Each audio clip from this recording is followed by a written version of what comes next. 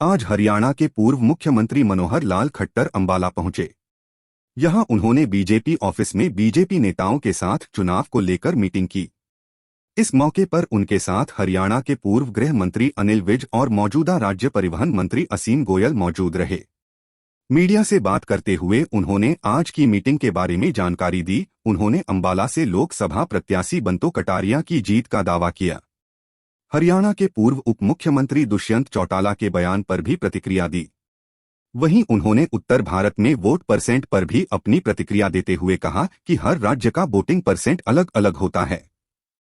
वहीं उन्होंने बीजेपी की 370 सीट और बीजेपी के घटक दलों की 30 सीट जीतने का दावा किया।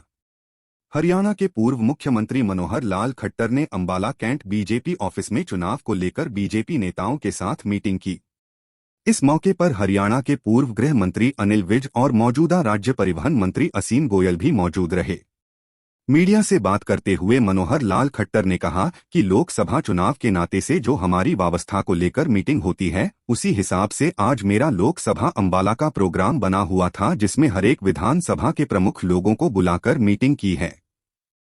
उन्होंने कहा कि सभी 9 विधानसभा के कार्यकर्ताओं से बातचीत हुई है।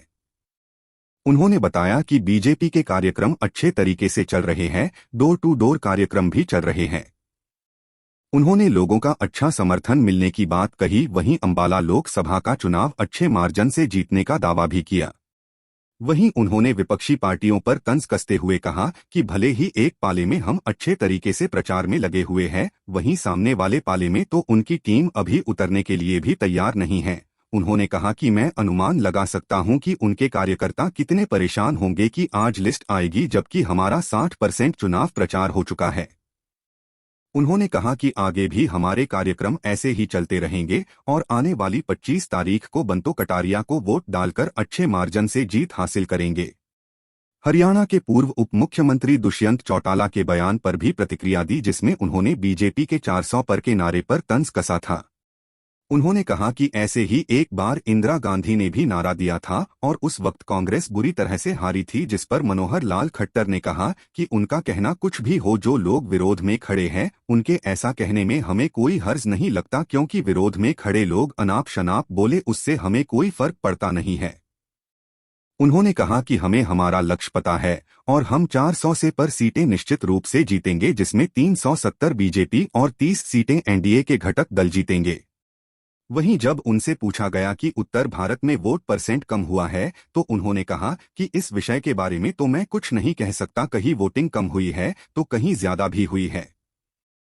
उन्होंने कहा कि कहीं 60% तो कहीं 70% हुई है और त्रिपुरा जैसे राज्य में तो 80% से भी ज्यादा हुई है। वोटिंग परसेंट है राज्य का अलग अलग होता है। उन्होंने कहा कि जब सारे देश में चुनाव हो जाएगा तब पता चलेगा कि किस राज्य ने किस प्रकार का परफॉर्म किया है।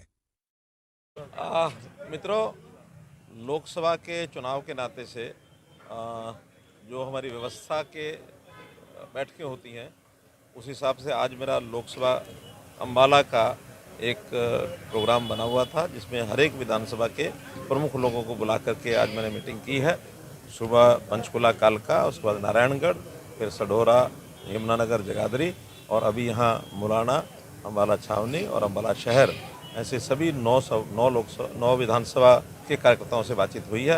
हमारी सारी जो कार्यक्रम चल रहे हैं बहुत अच्छे प्रकार से चल रहे हैं। हमने संपर्क अभियान भी अपना चलाया हुआ है।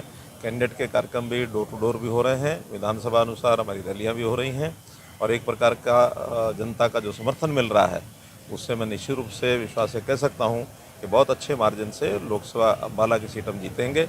भले ही अभी हम देख रहे हैं कि इस खेल के अंदर हम एक पाले में खूब डट कर लगे हुए हैं, सामने वाले पाले में तो उनकी टीम और उनके लोग उतरने के लिए अभी तैयार भी नहीं हैं और उनके कार्यकर्ता भी कितने परेशान होंगे मैं अनुमान ही लगा सकता हूं।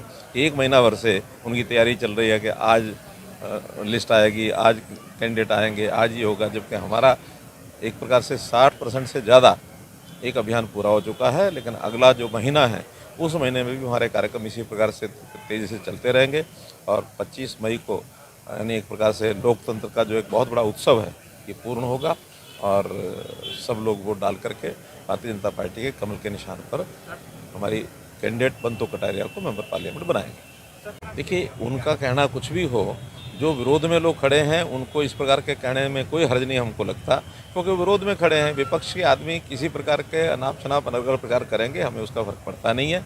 और अगर ये बात भी पूछनी है तो उन्हीं से पूछें। हमको हमारा विश्वास है कि हरियाणा देश भर में जो हमारा एक लक्ष्य है कि 400 से पार सीटें हम निश्चित रूप से जीतेंगे, जिसमें 370 से ऊपर भारतीय जनता पार्टी और 30 से ऊपर जो एनडीए के अन्य जो घटक हैं वो सब मिलकर के और 400 पार ये सीटें जीतेंगे और बहुत एक अच्छे कंफर्टेबल स्थिति और ये हमारी बनेगी। देखिए, अब इस विषय में तो मैं किसी के बारे में कुछ नहीं कह सकता। वोटिंग कहीं 60% हुई है, कहीं 70 हुई है, त्रिपुरा जैसे राज्य में 80% से भी ऊपर हुई है। तो ये वोटिंग पैटर्न हर राज्य का अलग अलग होता है और राज्यों में भी किन किन सीटों पर पोलिंग होती है ये अलग अलग पैटर्न होता है। वोटिंग परसेंटेज तो सारा देश भर का जब चुनाव हो जाएगा 7वें चरण के बाद ही पता लगेगा देश में किस प्रकार किस राज्य ने क्या परफॉर्म किया है।